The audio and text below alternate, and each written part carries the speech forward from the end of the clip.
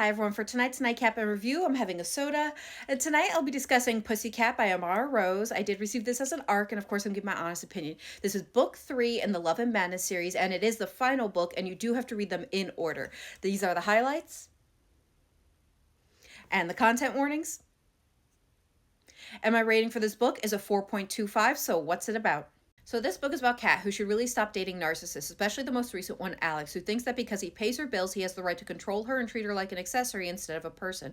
But she was willing to put up with it while she put herself through school, as her gymnastics scholarship was not enough to cover everything. That is until she meets Grayson, who was so sweet and persistent that he got under skin like a little puppy dog.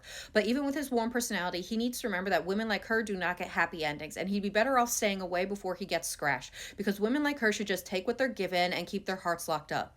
But with all the chaos that their friends are bringing their way, they're going to need each other to get through it, to where they have no choice but to give one another their hearts. So what are my thoughts? Again, I'm giving this a 4.25. I had a really fun time reading this book. Now, this book is not just about introducing a new couple to the series, but also closing out the storylines from books 1 and 2. The first half of the book focused on Kat and Grayson establishing their relationship and their connection. I definitely enjoyed it, and we had 2 POVs.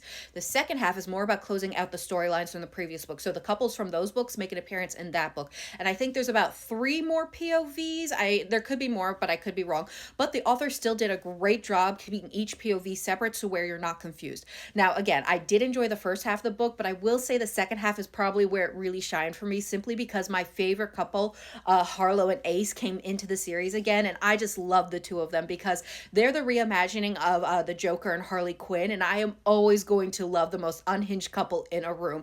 I mean, Ace was willing to burn the world down for Harlow multiple times in this book, as well as he loved nothing more than to sit back and watch his queen in her madness, and I just love the two of them together.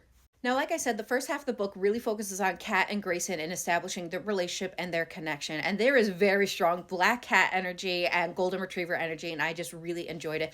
But even though they have this difference in personalities, they have a lot of similarities in life, at least in terms of their life circumstances. So they really understood that about one another and really tried to lean on each other once their relationship was established. So I really enjoyed that. I mean, they were true ride or die for one another early on in the relationship, where they were willing to make life-ending decisions to keep the other one safe. So I am always going to enjoy a ride or die couple.